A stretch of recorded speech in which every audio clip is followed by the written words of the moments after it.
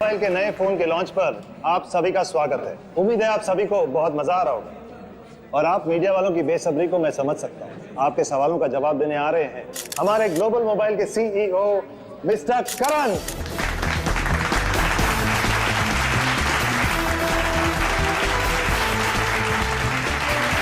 All the best. Thank you everyone. आप लोग अपना कीमती वक्त निकाल कर यहाँ आए, इसके लिए आप सभी का बहुत बहुत शुक्रिया। Thank you.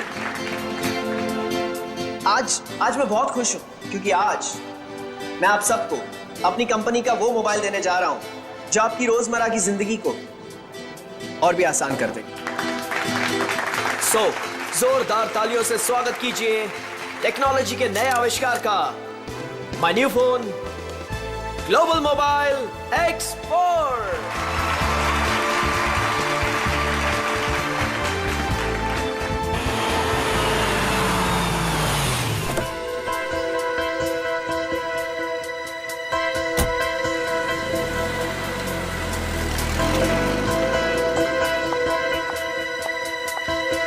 वेलकम मैडम, आइए आइए। फंक्शन कहाँ चल रहा है? हॉल नंबर 1 में। ओके। क्या ये बात सच है कि आपका मोबाइल बाकी मोबाइल की तुलना में बेहतरीन बैटरी लाइफ और परफॉर्मेंस देंगे? अभी जो हमने सॉफ्टवेयर का इस्तेमाल किया है वो बहुत ही एडवांस्ड है और ये हमारे फोन को एक नया करण करण करण करण करण ये कौन है मामा जी? पता नहीं। मैं तुम्हें देखिए कितनी खुश हूँ करण। मैं कितना परेशान हो गई थी। I am so happy to see you. Excuse me, छोड़िए। कौन है आप? क्या बदतमीजी है? मुझे लगा तुम मुझे पहचान लोगे और ये आप क्या लगा रखा है? हाँ, मुझे मेरे नाम से बुलाओ ना। मुझे पता भी नहीं कि तुम कौन हो, तो तुम्हारा नाम कैसे पता चलेगा मुझे? तुमने अपना एड्रेस बदल दिया, अपना फोन नंबर बदल दिया, फिर भी मैंने तुम्हें ढूंढ निकाला। 2 साल इंतजार किया है मेरे कारण। 2 साल? Hey, no photographs. नीचे कीजिए। No camera please, please. Please. अब मैं समझा, तुम्हें जरूर किसी और मोबाइल कंपनी ने भेजा है हमारे इस फंक्शन को खराब करने के लिए, राइट? ये क्या कह रहे हो तुम? हाँ, सही कह रहा हूं मैं। इतनी घटिया हरकत करने के लिए कितने पैसे मिले थे? बस बहुत बोल दिया तुमने। हाँ, बहुत अपमान कर दिया तुमने मेरा। तुम्हें जानना है कि मैं कौन हूँ? हाँ। मैं तुम्हारी बीवी हूँ, राधिका। कुछ याद आया? बस बहुत हो गया। एक शब्द भी बोला ना, वरना सिक्योरिटी को बुला के तुम्हें धक्के मार के यहाँ से बाहर निकाल दूंगा मैं। सिक्योरिटी! धमकी किसको दे रहे हो तुम? हाँ, जिसको जाके बोलना है ना बोलो जाके। साथ फेरे ली मैंने तुम्हारे साथ, शादी की है मैंने तुमसे। इनफ! बहुत बोल लिया यार तुमने। करण बेटा शांत हो जाओ। इस रिश्ते के बीच में अब और कोई नहीं आएगा। करण रुको।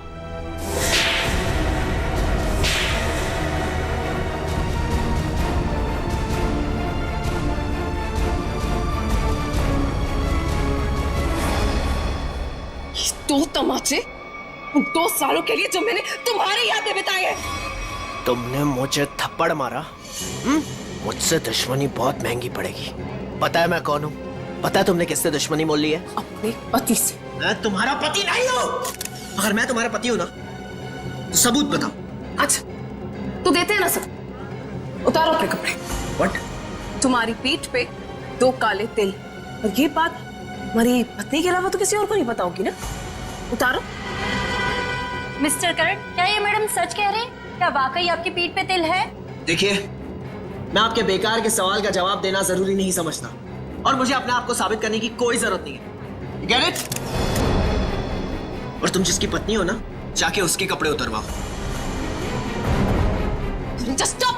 करण रुको! करण रुक जाओ, मुझसे बुरा कोई नहीं होगा। मैं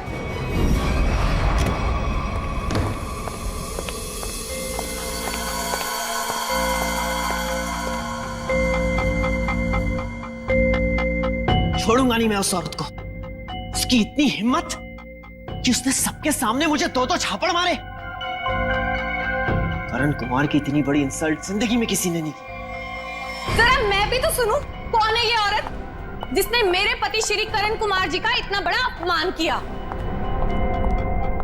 देखो अनीता, मैं पहले ही बहुत बुरे मूड में हूँ। मेरे जख्म पे मरहम तो नहीं लगा सकती, कम से कम नमक तो मत छिड़को। मरहम लगाने के लिए तो कपड़े निकालने पड़ते हैं ना, जैसा कि उस औरत ने कहा था। तुम्हें कैसे पता चला? तुम्हारे जैसा पति हो ना तो सोते वक्त भी आंखें खुली रखनी पड़ती है। क्या मतलब तुम्हारा? सच सच बताओ कि कौन है वो औरत? अगर वो तुम्हारी पत्नी है तो फिर मैं कौन हूँ? तुमने मेरे साथ धोखा किया। एक मिनट बंद करो ये सब तुम, और अपनी इल्जामों की गाड़ी पे जरा ब्रेक लगाओ। मैं उस औरत को जानता तक नहीं, कभी मिला नहीं उससे। वो झूठ बोल रही है। झूठ बोलने वाले इतने यकीन से झूठ नहीं बोलते हैं। चलो मान लिया वो तुम्हारी पत्नी नहीं है, लेकिन कुछ गड़बड़ की होगी तुमने। सच सच बताओ कि कौन है वो? क्या रिश्ता है तुम्हारा उस औरत के साथ? ये कैसी बातें कर रही हो तुम? मुझ पे शक कर रही हो? मुझ पे? मैं एक वफादार पति हूँ।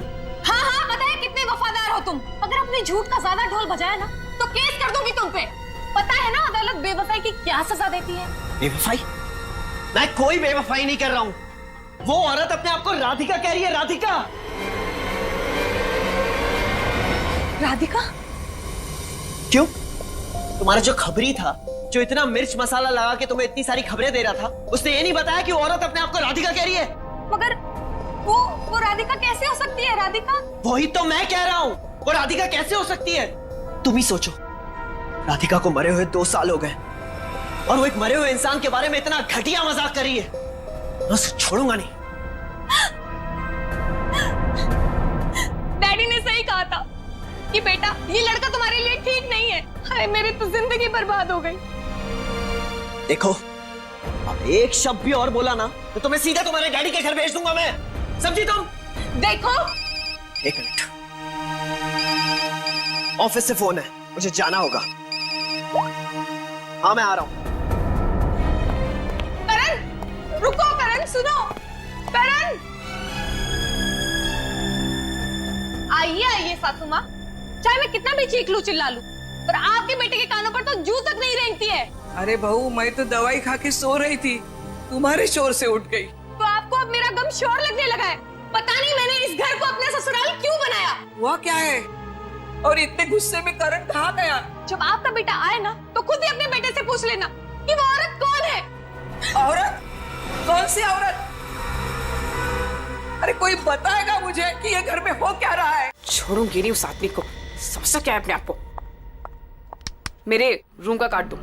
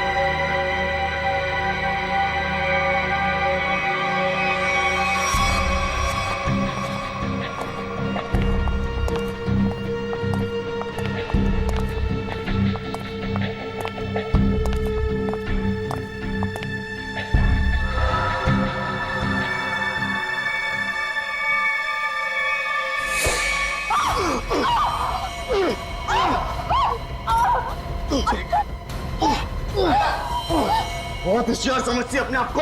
अब तुझे कौन बचाएगा मुझसे? मैं बचा लूंगा। मुझे कौन बचाएगा?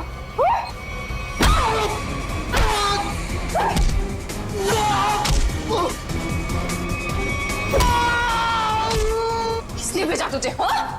मेरे पति के दूसरे बीवी ने भेजा है ना? तुझे पता है नकली है, इसलिए मैं हूँ। तुझे पुलिस वाले बताएंगे। अब समझा?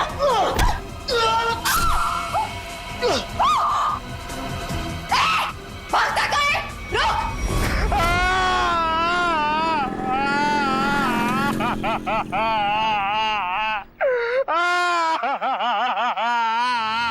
अबे पंकज, ये किस तरीके से रो रहा है?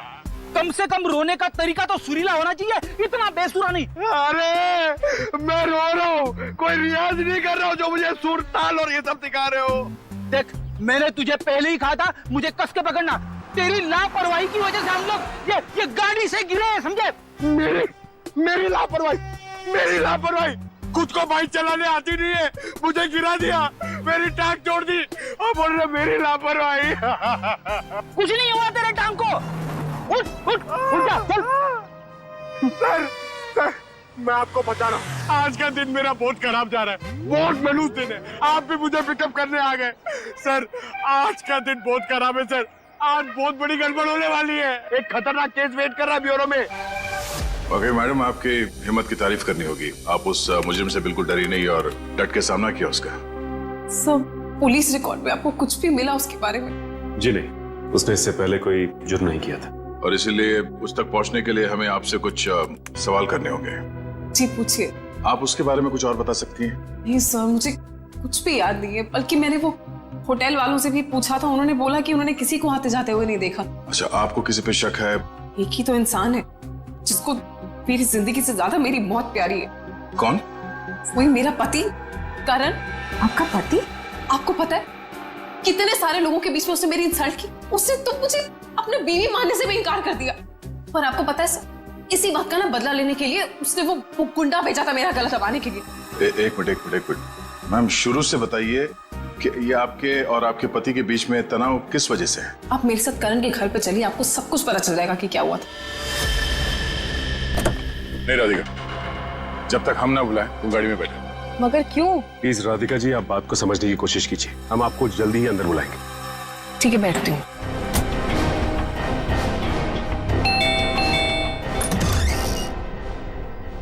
जी, आप लोग?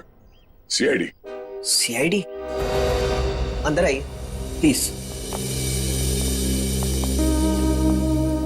आइए बैठिए। ये आप लोग कहीं बाहर जाने वाले हैं क्या? नहीं, हम बस बाहर से आए थे, मगर बात क्या है? आपकी तारीफ? जी, ये मेरे मामा है, जतिन मामा, और मैं करण कुमार, इस घर का मालिक। क्या बात है ऑफिसर, आप लोग यहाँ ऐसे? मुझे थोड़ी घबराहट सी हो रही है। घबराने की कोई जरूरत नहीं। देखिए, हम लोग सिर्फ आपकी बीवी से कुछ पूछताछ कर रहे हैं। मेरी बीवी? वो तो ऊपर है। ऊपर है? वो तो नहीं, हम उनसे ऊपर ही चल के मिल लेते हैं, आपकी श्रीमती जी से। आखिर बात क्या है ऑफिसर? अनीता ने आप लोगों को बुलाया। वो भी पता चल जाएगा, आइए। आइए। अनीता, अनीता कहाँ चली गई? बाथरूम में पानी बहने की आवाज आ रही है। श्रेया? हाँ, इस वक्त उसके नहाने का समय होता है। अनीता जी,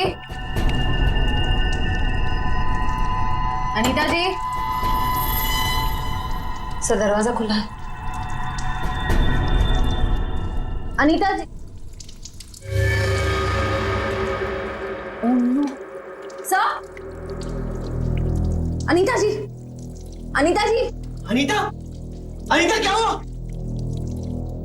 सर, ये तो मर चुकी है। अनीता, अनीता, अनीता। एक मिनट करण, आप समझिए प्लीज। अनीता को क्या हुआ? ले जाओ। करण जी, अनीता, करण जी, आप मेरे साथ बाहर चलिए प्लीज। आइए। अनीता।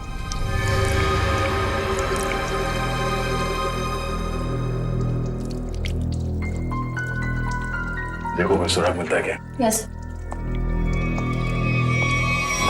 भगवान ने मेरे साथ बहुत बड़ा अन्याय किया है। मेरी अनीता को मुझसे छीन लिया। करण बेटा, संभालो अपने आप को। ये सुधा कहाँ गई? सुधा? सुधा जी का कमरा कहाँ है? वो रहा।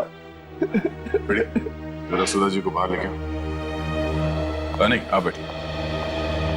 माफ कीजिएगा, मगर हमें आप लोगों से कुछ सवाल करने होंगे। सर, ये बताइए।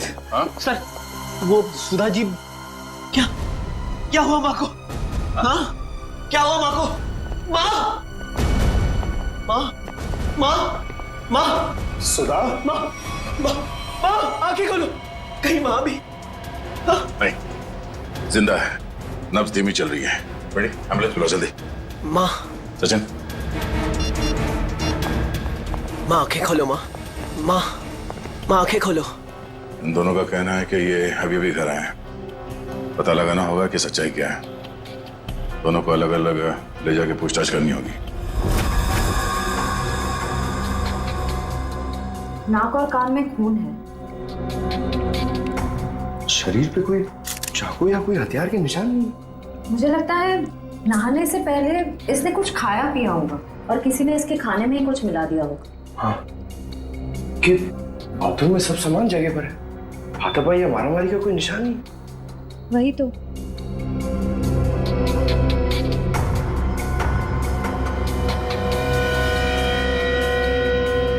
श्रेया मैम, अनीता की बॉडी पे कोई टैल्कम पाउडर लगा हुआ है क्या?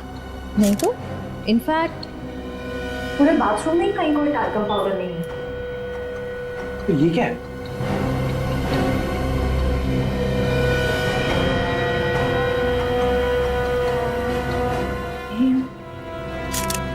कहीं अनीता की मौत का इस पाउडर से लेना देना तो नहीं? सर मैं भी अपनी माँ के साथ अस्पताल जाना चाहता हूँ सर। मुझे उनकी बहुत चिंता हो रही है, प्लीज सर मुझे जाने दीजिए। घबराइए नहीं, हमारा एक ऑफिसर गया आपकी माँ के साथ उनका ध्यान रखने के लिए। और एक बार ये तहकीकात पूरी हो जाए हमारी, उसके बाद आप भी जा सकते हैं हॉस्पिटल अपनी माँ से मिलने। सर आपको जो भी पूछना है आप पूछिए सर। यहाँ आपके घर में 4 लोग थे। अनीता जी का खून हो गया, आपकी माँ बेहोश पड़ी थी, तो आप बचे 2, आप और आपके मामा जी। आप हम दोनों पे शक कर रहे हैं? क्या करें, हम सीआईडी वालों का काम ही कुछ ऐसा होता है। शुरुआत शक की बुनियाद से ही होती है। आप हम पर शक कर रहे हैं सर? हमारे घर में इतने सारे नौकर भी तो हैं। मेरा मतलब थे। आज दोपहर को माँ ने सारे नौकरों को पनवेल भेज दिया सर, हमारे फार्म हाउस पे। वहाँ पे रेनोवेशन चल रही है, लेकिन अब तक तो उनको आ जाना चाहिए था। आज ही नौकर को बाहर भेजा और आज ही ये सब कुछ हो गया। ये कोई संयोग तो नहीं हो सकता। आपने आखिरी बार अनीता को जिंदा कब देखा था?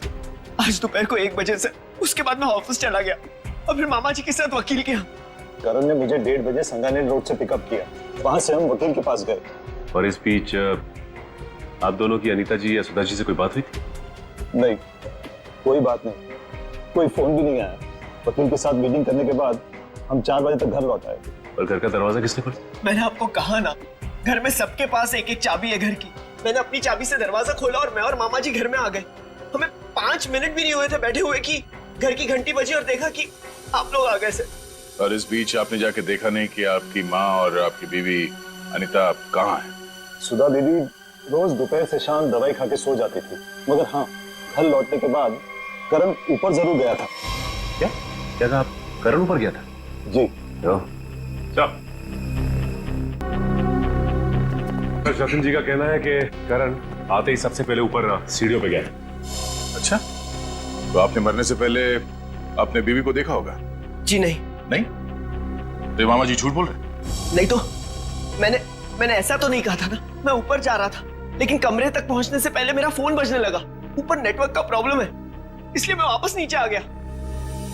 पता नहीं क्यों चाह कर भी हमें यकीन नहीं हो रहा आप दोनों के बयान पर। ऐसे लग रहा है कि हम लोग कोई कहानी सुन रहे हैं, एक मनगढ़ंत रची हुई कहानी। अरे सर प्लीज, हमारे साथ इतना बड़ा हादसा हुआ है और हमें हमदर्दी दिखाने के बजाय आप हम पे ही शक कर रहे हैं। हमदर्दी से ज्यादा जरूरी हमारे लिए अनीता को इंसाफ दिलाना है, उसके खूनी को फांसी के फंदे तक पहुंचाना है। आप उस मुजरिम को पकड़िए सर, क्या पता कल को वो मामा जी या मुझे मार दे। सर ऊपर बाथरूम में ये हरा पाउडर मिला, इसके अलावा और कोई खास सबूत हाथ में ही आया है। आप कुछ बता सकते हैं इस पाउडर के बारे में? क्या है ये? नहीं सर, इससे पहले इस पाउडर को मैंने बाथरूम में कभी नहीं देखा। कोई बात नहीं, हम पता कर लेंगे। पंकज, टेस्टिंग के लिए भेज दो। सर मैं भी हॉस्पिटल जाना चाहता हूँ सर। सर प्लीज मुझे जाने दीजिए, मुझे अपनी माँ से मिलना है sir. Please sir, please please sir, जाने दीजिए इसे। अभी नहीं। लेकिन क्यों नहीं? आपके सारे सवाल तो खत्म हो गए ना, सिवाय एक के, और उस सवाल का नाम है राधिका। अरे ये तो वही लड़की है। ये वही है जिसने मुझे 2 थप्पड़ मारे थे। तुम्हारी हिम्मत कैसे हुई यहाँ आने की? तुम्हारे जैसे आदमी को दोनों 200 थप्पड़ पड़ने चाहिए। गुंडा भेजा था ना तुमने मेरा गला दबाने के लिए? क्या बकवास कर रही हो तुम? सर मुझे लगता है यही वो है जिसने अनीता को मारा है। अब इसे गिरफ्तार कर लीजिए। मैं अनीता को क्यों मारूंगी? हाँ, मैं तुम्हारी पहली बीवी हूँ और तुम्हें पाने के लिए मुझे गुनाह करने की जरूरत नहीं है। एक मिनट शांत हो जाइए। कौन सच बोल रहा है कौन झूठ अभी पता चल जाएगा। करण पहले तुम बोलो। ये मेरी बीवी राधिका नहीं है, क्योंकि मेरी बीवी राधिका वो है वहां जो उस तस्वीर में। सर आज से 2 साल पहले एक हादसे में राधिका गुजर गई। ये भला मेरी पत्नी कैसे हो सकती है? सर ये झूठ बोल रही है, ढोंग कर रही है ये। जब से मेरी जिंदगी में आई है ना, सब गलत हो रहा है, सब गलत हो रहा है। मेरी अनीता गुजर गई, मेरी माँ अस्पताल चली गई, और आज पहली बार ऐसा हुआ है कि हमारे घर में सीआईडी आई है। तुम्हारी बीवी अनीता को मैंने नहीं मारा है, और सासू माँ भी मेरी वजह से अस्पताल ले गई है, समझे? तो क्या सासू माँ? Sir just look at her, कितना झूठ बोल रही है। एक मिनट करण। मैम, फोटो में जो ये लड़की है उसका चेहरा और आपका तो बिल्कुल अलग। कोई मेल नहीं खाता, जमीन आसमान का फर्क। सर अब मुझे 2 मिनट दीजिए, मैं साबित कर दूंगी कि ये फोटो वाली लड़की वही हूँ। ठीक है, साबित कीजिए। करण, तुम और मैं 2013 जुलाई में जयगढ़ गए थे ट्रैकिंग के लिए। तुम और मैं नहीं गए थे, मैं और मेरी पत्नी राधिका गए थे। लेकिन तुम्हें कैसे पता चला? उस वक्त एक हादसा हुआ था, एक लड़की की मौत हो गई थी पहाड़ से नीचे गिर के। वो लड़की मैं थी, राधिका तुम्हारी बीवी। तुम? मैं पहाड़ से नीचे गिर गई थी, तुमने तो मुझे ढूंढने तक की कोशिश नहीं की थी।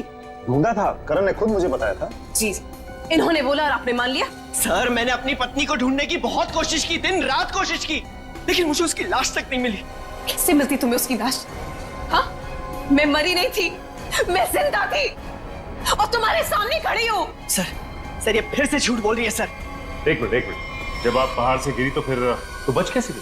क्योंकि कुछ सांसें बची थी मेरे अंदर। आपको पता है 2 साल लगे थे मेरी हड्डियां छोड़ने में, पूरा चेहरा खराब हो गया था मेरा। वो तो शुक्र है डॉक्टर पुनीत का जिन्होंने मुझे नया चेहरा दिया, लेकिन शादी को देखिए अभी तक मारने को तैयार नहीं कि मैं इसकी बीवी हूँ। सर झूठ बोल रही है, ये बेकार की कहानियां बना रही है, ढोंग कर रही है। क्यों झूठ बोल रही हो? क्या करूं मैं? कहां खींच के दिखाऊं कि मैं तुम्हारी बीवी हूं? तुम्हें जो करना जाके करो, जिससे पता करना जाके करो। मैं क्यों करूं? सच क्या है और झूठ कौन बोल रहा है वो भी सामने आ जाएगा।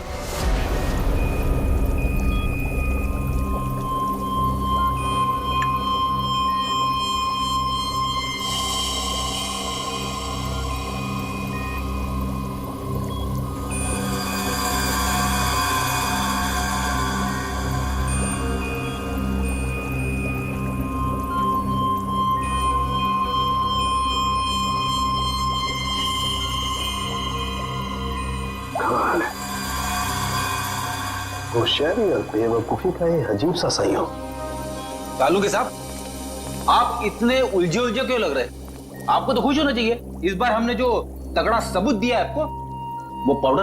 अगर वो पाउडर आप लोग नहीं भेजते ना तो भी मैं अपना काम चला देता।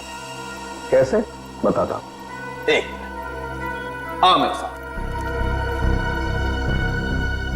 ये देखो, ठीक वैसा ही हरा रंग जैसे हरे रंग का पाउडर आप लोगों को मिला। ये एक किस्म की केमिकल है, ये एक किस्म का ब्लीच है, सल्फा क्रोमेटोज, जो कि अधिकतर इंडस्ट्रीज में इस्तेमाल की जाती है। मतलब सर ये केमिकल अनीता के नहाने के पानी में था? बिल्कुल। और ये कितना खतरनाक केमिकल है इसका असर तुम लोग देख ही चुके। जैसे जैसे ज्यादा मात्रा में इंसान के टच में आता है, इंसान की हालत खराब होती जाती है। उसकी नसें, उसकी ब्लड वेसल्स इतनी फूल जाती हैं कि फट जाती हैं और उसी की वजह से मौत हो जाती है। सर बाथरूम में कोई बकेट तो नहीं थी, यानी वो जहरीला पानी शावर से ही आया होगा ना? लगता तो ऐसे ही है। दोबारा जाके वहां पे वो शावर चेक करना पड़ेगा। डॉक्टर साहब ये बताइए कि करण की माँ सुधा जी, उन्हें भी इसी तरह के केमिकल से बेहोश किया गया था? हाँ दया, था तो केमिकल ही, लेकिन ये केमिकल नहीं था। वो केमिकल था मैथनॉल। आप बता दो। ये देख रहे हो, ये लाल लाल निशान उस मैथनॉल के रेजिड्यू। ये किस तरह का केमिकल है? ये केमिकल इंसान को पूरी जिंदगी के लिए पैरालाइज कर देता है। मतलब खूनी सुधा जी को मारना नहीं चाहता था, उन्हें हमेशा के लिए अपाहिज बनाना चाहता था। लगता तो ऐसा ही। कोई आपसी दुश्मनी का मामला लगता है सर। एक को मार दिया और एक को जिंदा लाश बना दिया। क्या अनीता जिस पानी से नहा रही थी उसमें जहर था। इसलिए अनीता की मौत के बाद इस बाथरूम के और टंकी के पानी के इस्तेमाल पर रोक लगा दी गई थी। लेकिन हम सब इसी टंकी के पानी से नहाए थे, फिर हमें कुछ क्यों नहीं हुआ? इसका जवाब भी बहुत जल्द मिल जाएगा आपको। सर, मुझे तो नौकरों पे शक है। हम तो पनवेल वाले फार्म हाउस पर थे, और हम क्यों मिलाएंगे मेम साहब के नहाने के पानी में सर? और ये पानी हमारे बाथरूम में भी आता है। ठीक है, आप सब लोग यही रहिए। उस जहरीले पानी का असर सिर्फ अनीता पे क्यों हुआ और बाकी किसी पे क्यों नहीं हुआ, वो भी पता चल जाएगा। पंकज,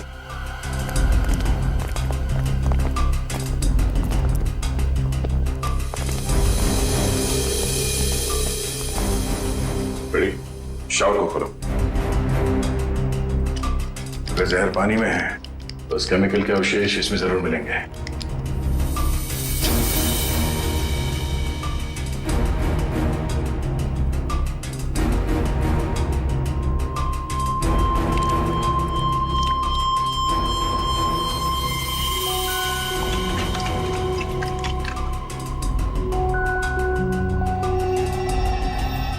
ये देखो, ये क्लोरीन नहीं है, जहर है। पानी की टंकी में ही जहर है, यहां पर नहीं डाला गया। चलो ऊपर। जवाब चाहिए ना आपको? चलिए ऊपर।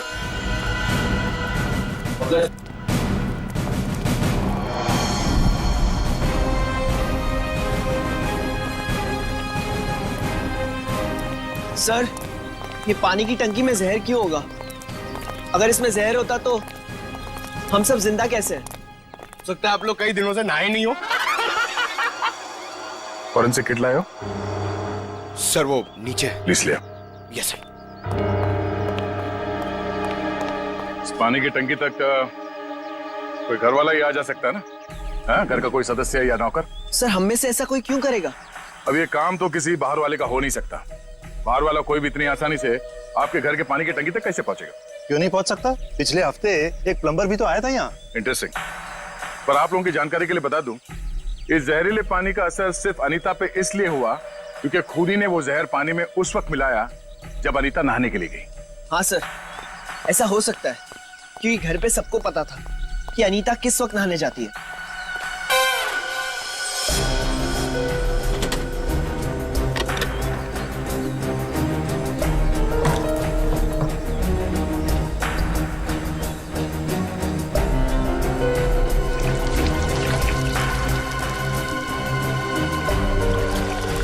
थैली यहाँ कैसे? बेस करो सर।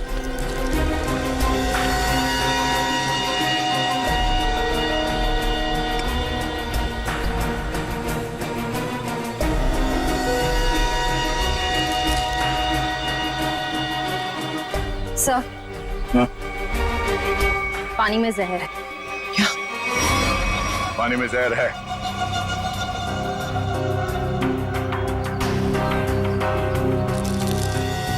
तंगूस?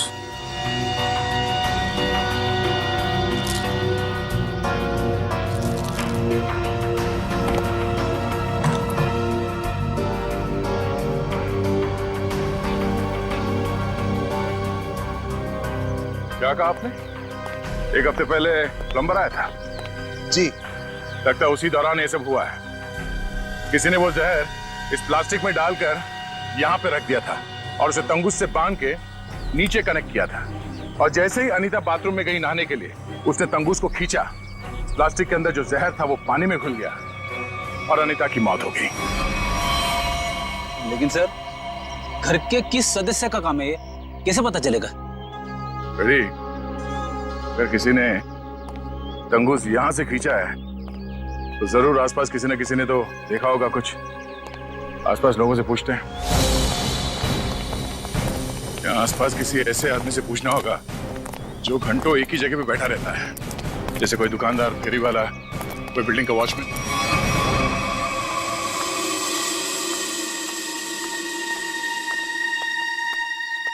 सुनिए भाई साहब, वो आइए आइए बहन जी, एकदम ताजी सब्जी है। कौन सी दूं? नहीं नहीं, मुझे सब्जी नहीं लेनी है, मैं सीआईडी से हूँ। हमें आपसे कुछ सवाल करने। सवाल? कौन से मैडम सवाल? तो आप रोज बैठते हो यहाँ पे सब्जी बेचने? पिछले 2 साल से हम यहाँ दुकान लगा रहे हैं साहब। तो पिछले 2 साल से आप ये सामने वाला घर भी देख रहे होंगे? हाँ साहब। परसों दोपहर को 1 से 3 बजे के बीच में तुमने किसी आदमी को देखा था उस घर के आसपास? तो ऐसा आदमी जिसपे तुम्हें शक हुआ हो, तो उस घर के आसपास बहुत देर से खड़ा हो।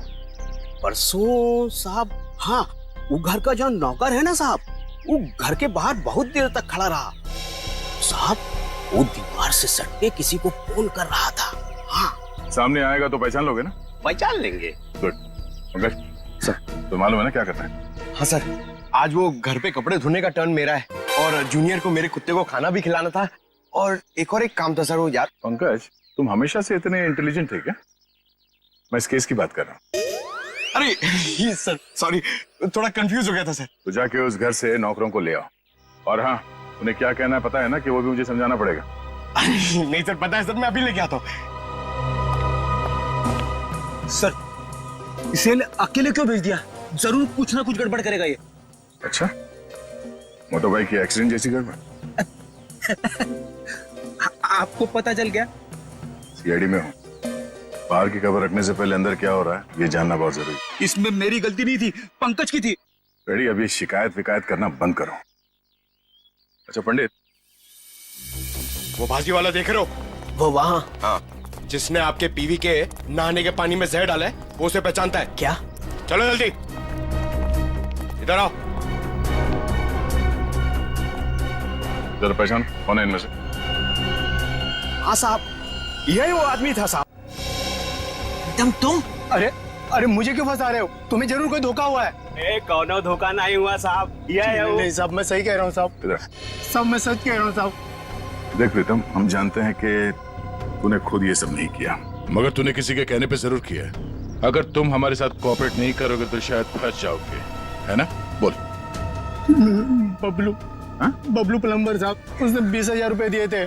मैंने तो साहब तार खींच के केमिकल मिलाया था साहब, अनीता मैडम के नहाने के टाइम पर साहब, और कुछ नहीं साहब। जिस थाली में खाया उसी में छेद किया।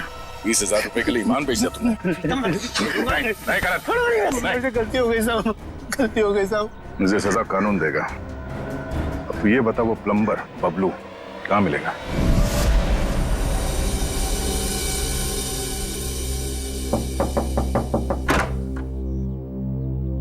नमस्ते। नमस्ते। बबलू है क्या? आप लोग बाद में आना, बबलू अभी घर पर नहीं है। कहाँ गया बबलू? काम पे गए हैं। आप अपना नंबर दे दीजिए, वो आएंगे तो मैं उन्हें दे दूंगी। नंबर? जी, गर्मी बहुत है, एक गिलास पानी मिल सकता है? अभी लाई। जी।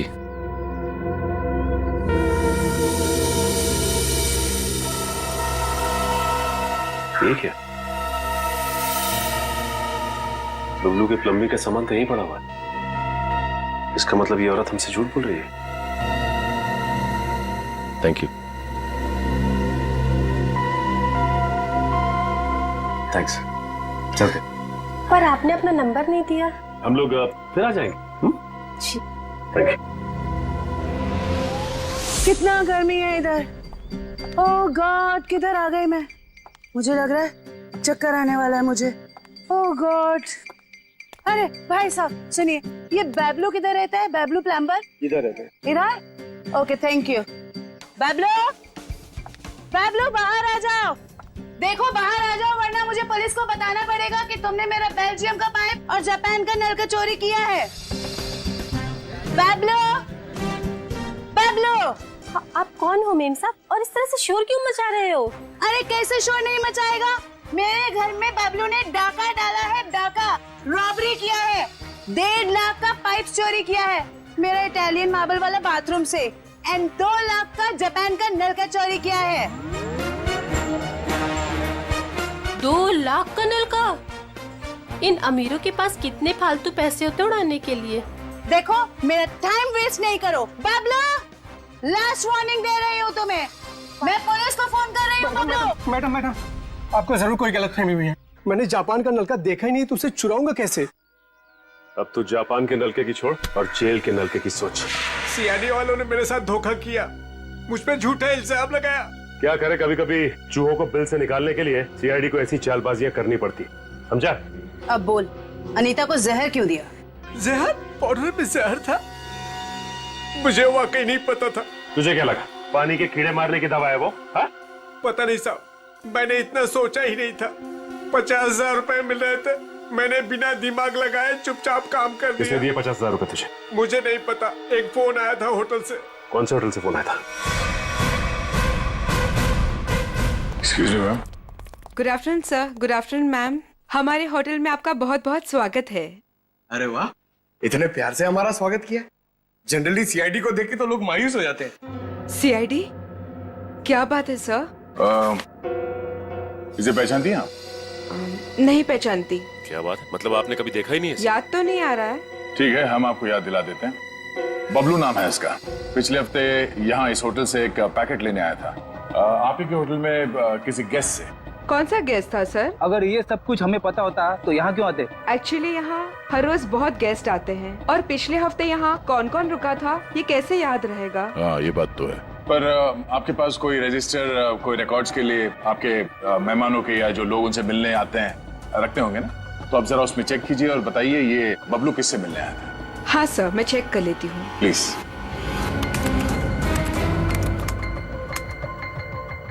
हाँ सर, मिल गया। ये 25 सितंबर की बात है। यहाँ 209 के जो गेस्ट थे उन्होंने बबलू के लिए पार्सल छोड़ा था रिसेप्शन पे। और चेकआउट कब कर गया वो? अब तक तो नहीं किया सर। मतलब वो अभी कमरे में है? नहीं, एक्चुअली मैंने उन्हें होटल के कॉफी शॉप में जाते हुए देखा था। नाम क्या आपके इस गेस्ट का? जरा देखो कहाँ है वो। ये देखिए सर, ये रहा। मिस्टर करण, आप यहाँ? ये सवाल तो मैं भी आप लोगों से पूछ सकता हूँ। हाँ, ये बात तो है, ये सवाल आप भी कर सकते हैं, मगर चूंकि सवाल हमने पहले किया है तो आप जवाब दीजिए। वो मुझे यहाँ का ऑमलेट और कॉफी बहुत पसंद है, इसलिए थोड़ी पेट पूजा करने आ गया था। अरे वाह, तुम मेरे लिए भी बोल दीजिए। सर, मेरे पेट में चूहे दौड़ रहे हैं। तुम्हारे चूहों को कह दो कुछ देर के लिए इंतजार करें, क्योंकि हम यहाँ जिस खास शख्स से मिलने आए हैं पहले उससे तुम मिलने। खास शख्स कौन है? आओ मिला दो। आजा। नमस्ते, कैसी हैं?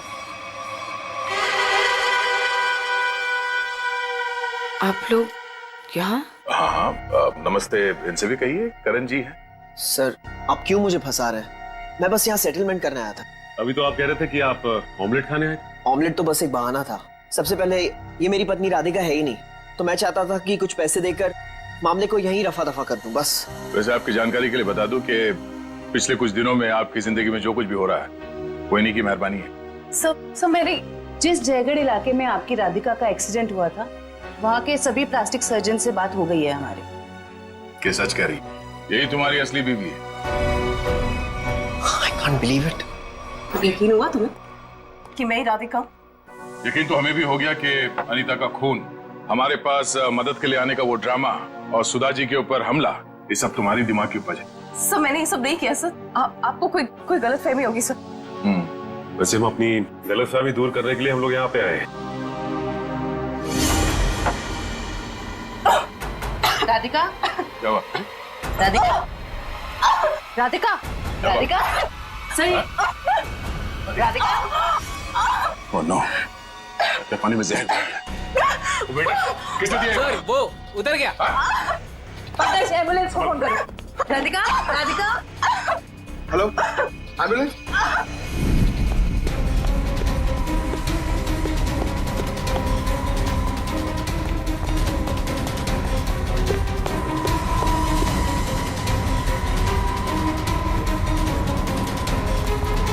और कहाँ भाग हो गया? जाने दो मुझे। हाँ? जाने दो मुझे। जाने दो मुझे। जाने दे।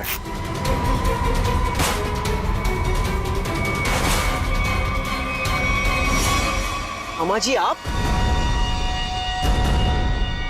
तुझे छोड़ दे? हाँ? अब बोल, क्यों किया तूने ये सब? 2 साल पहले मैंने करण को राजी किया था कि वो राधिका को पहाड़ से धक्का दे दे। बुद्धि भ्रष्ट हो गई थी मेरी, दिमाग खराब हो गया था जो मैंने आपकी बात सुन ली। आगे बताओ, सुधा जी के इस हालत के जिम्मेदार तुम ही हो ना? सुधा के खाने में मैंने ही गड़बड़ की थी। और राधिका जब पहाड़ से नीचे गिरने के बाद भी नहीं मरी तो तुमने इसके दिमाग में जहर घोला। हाँ, राधिका को मोहरा बना के करण और सुधा के खिलाफ इस्तेमाल किया मैंने, और राधिका के नाम से ही बबलू के हाथों अनीता की पानी की टंकी में जहर मिलवाया था मैंने। अब ये भी बता दो कि ये सब नेक काम तुमने किस लिए किए? बदला लेना चाहता था मैं। किससे? अपनी चचेरी बहन सुधा से। 1000 लालची आदमी मरे होंगे तब जाके सुधा का जन्म हुआ होगा। शुरू से ही उसकी नजर मेरे पैसों पर थी। मेरे भोले भाले माँ बाप को बेवकूफ बनाकर उसने हमारी पूरी जायदाद पर कब्जा कर लिया था। एक एक पैसे के लिए मोहताज बना दिया था उसने मुझे। सिर्फ इतना ही नहीं, मेरे बच्चे को भी अस्पताल में मार दिया था उसने ताकि सब कुछ करण का ही बना रहे। माना कि सुधा ने बहुत गलत किया तुम्हारे साथ, मगर उसके लिए तुमने जो रास्ता चुना है वो भी सही नहीं है। बदले की भावना ने मेरे जमीर को अंधा बना दिया था। मेरा तो सिर्फ एक ही मकसद था, इस परिवार का नामो निशान मिटा देना। मामा जी, मैं कभी सपने में भी नहीं सोच सकता था कि आपके दिल में इतना जहर होगा। जब दिल में जहर भरा होता है तो उसका अंजाम भी जहरीला ही होता है। सुधा ने जो किया उसकी सजा तो तुमने उसे दे दी। अब करण और तुम्हारा इंसाफ अदालत करेगी। For more updates, subscribe to our channel, click the show links and enjoy watching the videos.